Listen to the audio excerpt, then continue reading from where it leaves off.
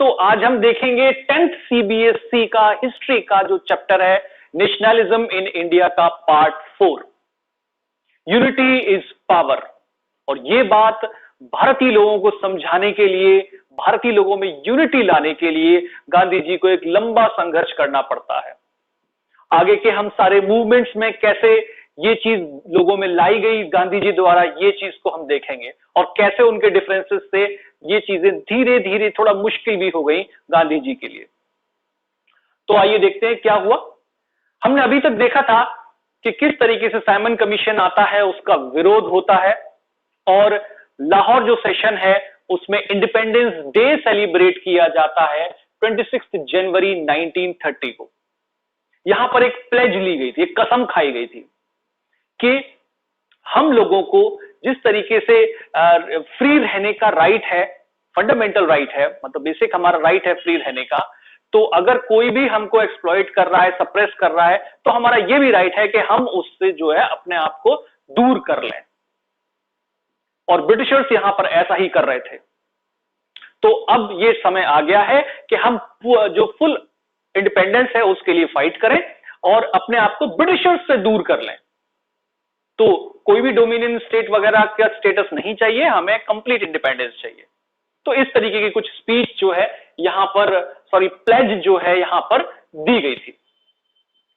इसके बाद चीजें आगे बढ़ती हैं। ये बात है 26 जनवरी की और अब अगला इंसिडेंस हो रहा है 31 जनवरी, यानी कि उसके 4-5 दिन बाद। यहां पर गांधी जी एक लेटर लिखते हैं वॉइसरॉय इरविन के लिए। वॉइसरॉय आपको पता है, हमने डिस्कस किया है।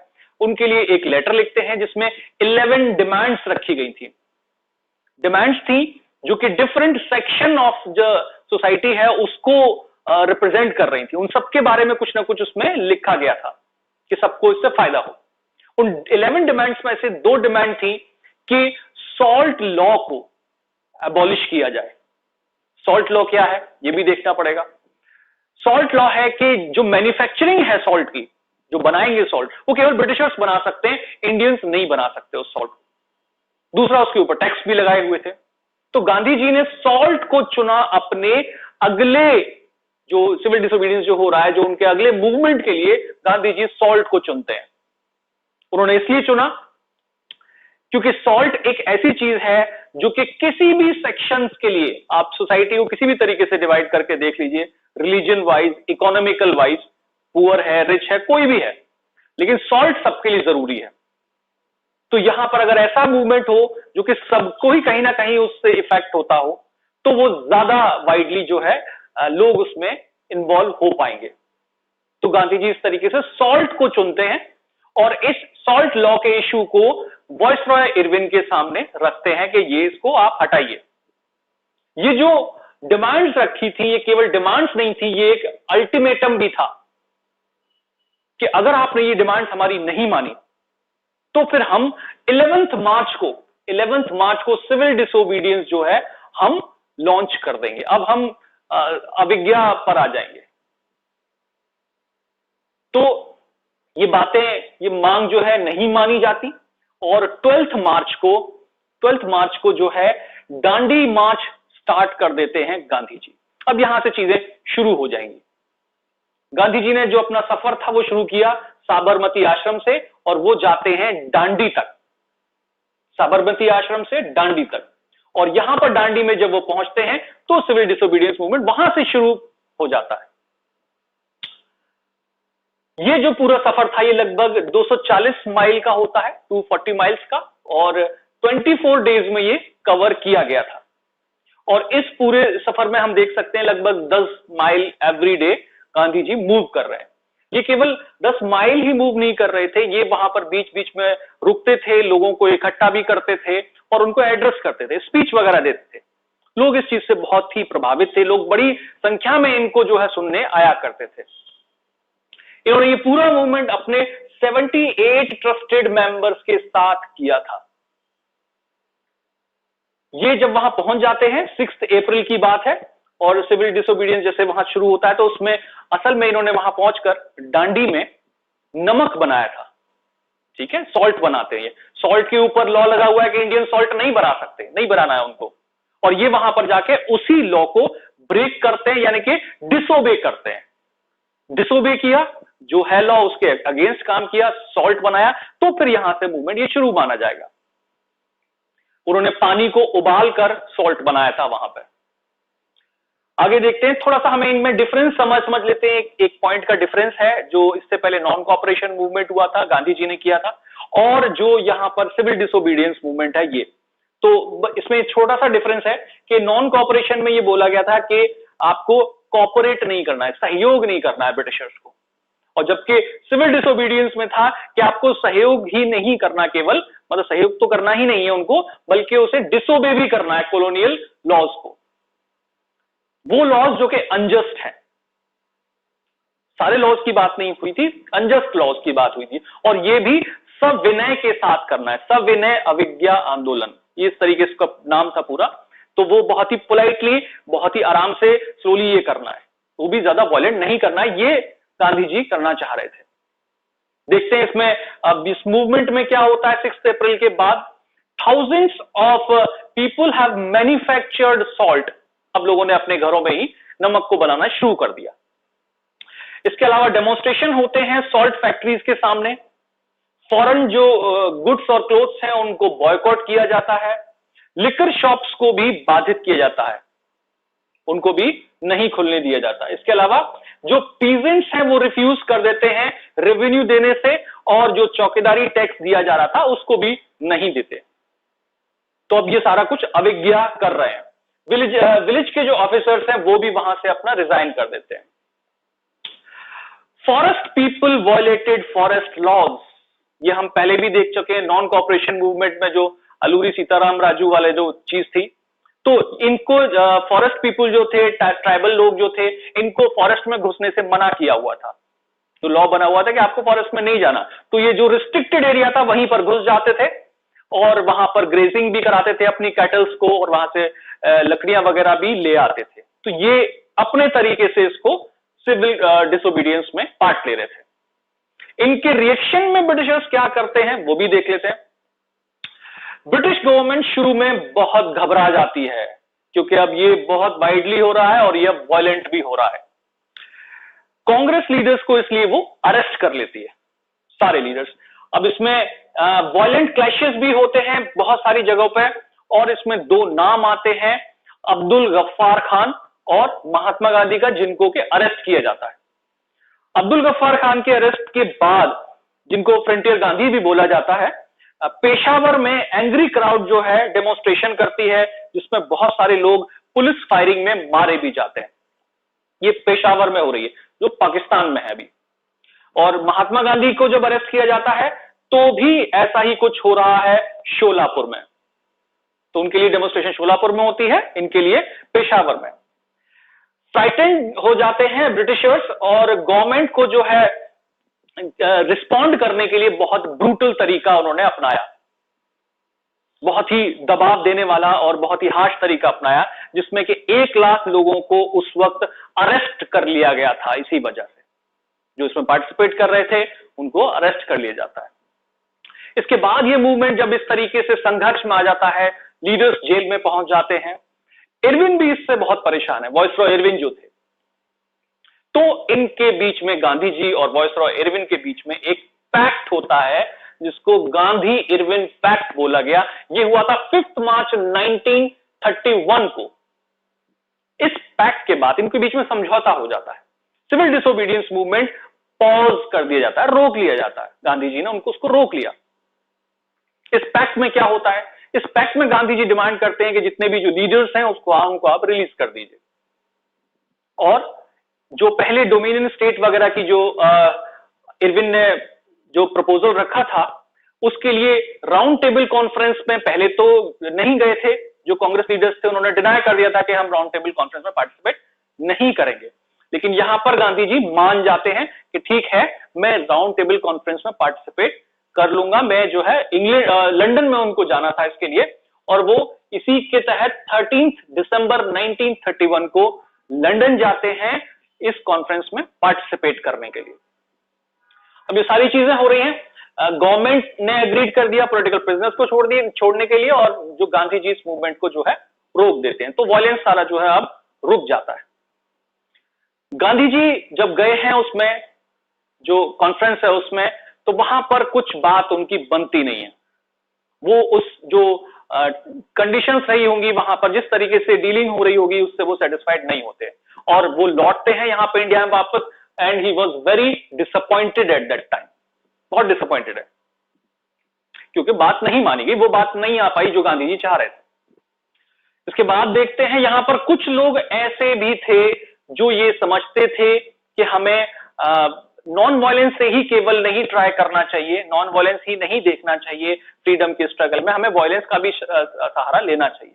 क्रांति वाले जो लोग थे, जो इस तरीके से क्रांति करना चाहते थे। इसमें जो नाम आते हैं, ये भगत सिंह का नाम इसमें बहुत ज्यादा लिया जाता है, बहुत फेमस रहे हैं। और ये इनकी फेमस कोट है, to the altar of this revolution we have to brought our youth as incenses, कि हमें ये रिवोल्यूशन को लाने के लिए चाहे अपनी यूथ की आहुति देनी पड़े, अपने प्राणों की आहुति देनी पड़े, यानी कि हमें अपने आप को सेक्रीफाइस भी करना पड़े, तो भी कर देना चाहिए, क्योंकि ये रिवोल्यूशन के लिए हो रहा है और ये बहुत ही अच्छा कॉज है। तो इस तरीके से इनकी भगत सिंह की फेमस स्पीच है। और ये एक अलग थोड़ा सा ग्रुप के लोग हैं, ये नॉन वायलेंस को नहीं मानते, ये दूसरे तरीके से जो है फ्रीडम के लिए अपना स्ट्रगल कर रहे हैं।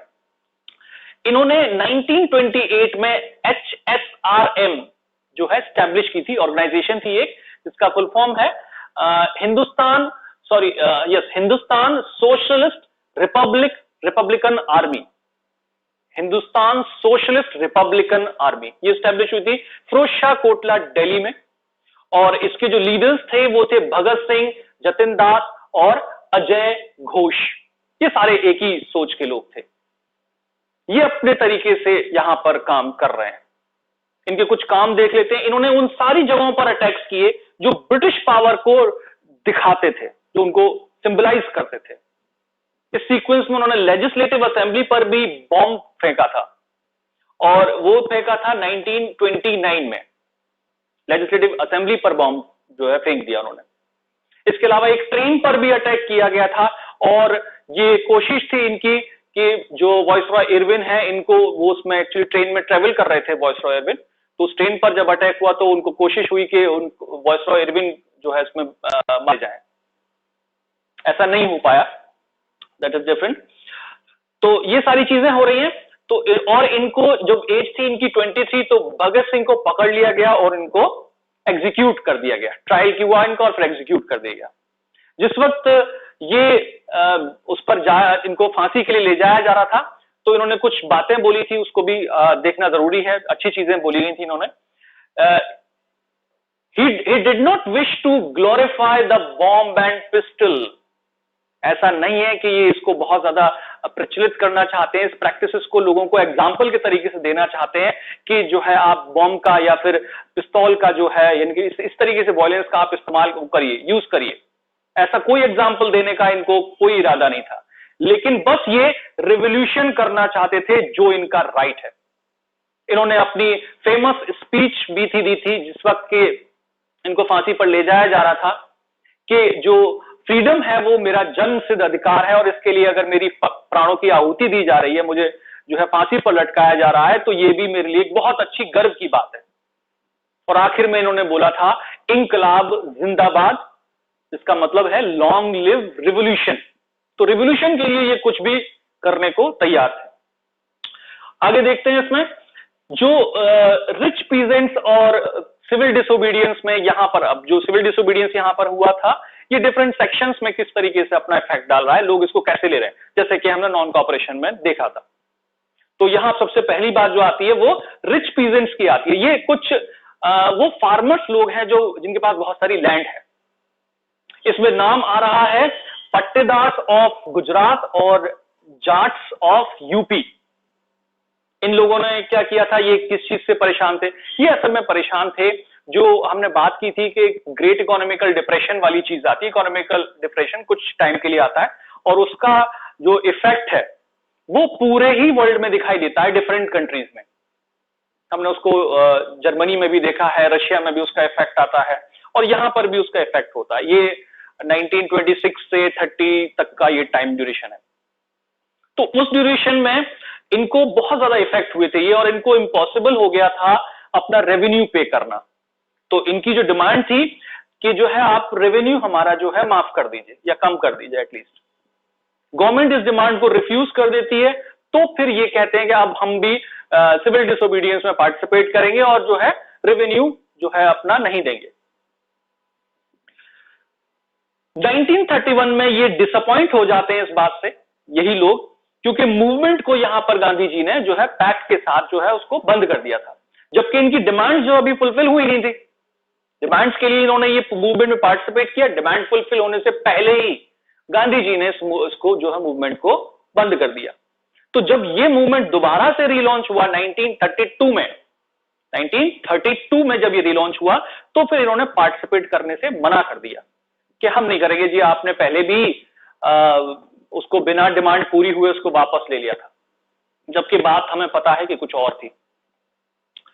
आगे देखते हैं, इन्हीं के साथ में पुअर पीजेंट्स हैं जो इनके यहाँ टेनेंट वगैरह रहा करते थे, क्योंकि ये खुद तो काम नहीं करेंगे, जो इनके यहाँ और वर्कर्स हैं एक तरीके से फार्मर्स वगैरह हैं, उनकी बात है, जो कि कुछ लैंड को किराए पर ले लिया या उस तरीके से इनके यहाँ रह रहे थे। तो स्मॉल टेनेंट्स जो है लैंडलॉर्ड्स के, ये लोग चलाना चाह रहे थे, जो इनकी जो रेंट थी ये भी इफेक्ट हुए थे। तो ये रेंट नहीं पे कर पा रहे थे, अपनी जो रेंट इनको लैंडलॉर्ड्स को देनी थी वो नहीं पे कर पा रहे थे। तो इन्होंने एक नो रेंट कैंपेन जो है चलाई थी अपनी, कि जो एटलीस्ट हमारी ड्यू रेंट है वो हमें जो है माफ कर दी जाए, वो हमें ना देनी पड़े। नो रेंट कैंपेन ये चलाते हैं, लेकिन कांग्रेस जो है इसमें अब इनके साथ नहीं है और इससे थोड़ा सा अपने आप को डिस्टेंस बना लेती है अपना। कहती है कि ये नो रेंट कैंपेन को कांग्रेस ने सपोर्ट नहीं किया, ऐसे समझ लीजिए। वो क्यों नहीं किया, वो देखने के लिए हमें देखना पड़ेगा कि जो रिच पीजेंट्स हैं कांग्रेस इनके साथ में है, और क्योंकि ये जो अपनी नो रेंट कह रहे हैं, ये इनसे ही तो कह रहे हैं कि नो रेंट हम इनको नहीं देंगे, रिच पीजेंट्स को नहीं देंगे। तो अगर कांग्रेस इनके साथ है, अगर इनके साथ आ जाती है तो फिर ये नाराज हो जाएंगे। तो कांग्रेस जो है इनके साथ आ जाती है और इनसे थोड़ा सा अपना डिस्टेंस बना लेती है। तो इस कैंपेन को कांग्रेस ने सपोर्ट नहीं किया था। इसके बाद हम देखते हैं कुछ रिच इंडस्ट्रियलिस्ट हैं, इन्होंने कैसे पार्टिसिपेट किया सिविल डिसोबीडियंस में। इसमें जो बात आती है, देखते हैं इनको थोड़ा सा, इनके बारे में जान लेते हैं। वर्ल्ड वॉर फर्स्ट में जो बहुत बड़े जो इंडस्ट्रियलिस्ट थे यहां पे, इन्होंने काफी मुनाफा कमाया था, काफी इनको फायदा हुआ था, क्योंकि डिमांड्स वगैरह वर्ल्ड में बहुत ज्यादा हो गई थी और ये अपनी मनमानी कीमत पर जो है बेच पा रहे थे चीजों को। इस चीज पर आगे जाके थोड़ा सा रिस्ट्रिक्शन लग जाते हैं और इनकी डिमांड थी कि इनको बिल्कुल फ्रीली जो है अलाउ किया जाए ट्रेड कर पाए, तो ट्रेड रिस्ट्रिक्शन सारे हट जाए। इसके अलावा जो इंपोर्ट करके जो गुड्स आते थे बाहर से, क्योंकि वो सस्ते होते थे, तो उससे भी ये परेशान थे, ये चाहते थे कि उस पर भी थोड़ा सा रिस्ट्रिक्शन लगे ताकि ये अपने गुड्स को यहां पे सेल कर पाए इंडिया में। तो इसी कंटिन्यूएशन में इन्होंने 1920 में Indian industrial and commercial Congress का जो है गठन किया। ये इंडस्ट्रियलिस्ट लोग कर रहे हैं। और 1927 ये अब वही ड्यूरेशन आ जाता है एंड का, Indian chamber of commerce and industries ये स्टैब्लिश होती है। और इसको स्टैब्लिश जो कर रहे हैं ये पुरुषोत्तम दास, ठाकुर दास और जीडी बिरला का इसमें नाम आता है। ये बड़े इंडस्ट्रियलिस्ट लोग थे, ठीक है। और ये जो है असल में क्या करते थे, ये किस तरीके से इसमें सपोर्ट करते थे, ये तो धरने वगैरह में नहीं जाएंगे, ये फाइनेंशियली सपोर्ट करते थे। बड़े इंडस्ट्रियलिस्ट थे तो एक तरीके से उसको स्पॉन्सर कर रहे हैं, फाइनेंस दे रहे हैं, पैसे से उन हेल्प कर रहे हैं कि ये रिवॉल्यूशन चले। और जब ये हॉल्ट हो गया था मूवमेंट, तो इनको डर हो गया था कि कहीं ऐसा ना हो कि फिर से यहां पर एक क्लैशेस जो है स्टार्ट हो जाएं, दोबारा से रीलॉन्च भी होगा, तो उसमें भी इनको ऐसा ही लगा कि जो है क्लैशेस हो जाएंगे और जब क्लैशेस होंगे तो इनके जो है बिजनेस पर इफेक्ट पड़ेगा। तो ये भी परेशान थे उस वक्त। इसके बाद देखते हैं इंडस्ट्रियल वर्किंग क्लास की, जो अब इनके यहां काम कर रहे हैं। तो जिस तरीके से हमने इनका और इनका रिलेशन देखा, यानी कि जो बिग फार्मर्स हैं और इनके यहाँ जो वर्कर्स काम कर रहे हैं, ऐसे इंडस्ट्रियलिस्ट और उनके वहां वर्किंग करने वाले। तो यहां भी वही सेम सिचुएशन रही कि कांग्रेस ने इनका साथ नहीं दिया इतना और इनसे डिस्टेंस बनाया, क्योंकि कांग्रेस इनके साथ थी। और इनकी जो डिमांड थी वो इनके अगेंस्ट में थी। देख लेते हैं थोड़ी सी, एक दो डिमांड देखते हैं इनकी। पहला तो ये कि जब केवल जो मूवमेंट हुआ था ये केवल हुआ था नागपुर रीजन में ही सिमट के रह गया था। यहां पर भी जो वर्कर्स थे, रेलवे वर्कर्स थे, जो डॉक वर्कर्स थे, इन्होंने स्ट्राइक्स वगैरह की थी।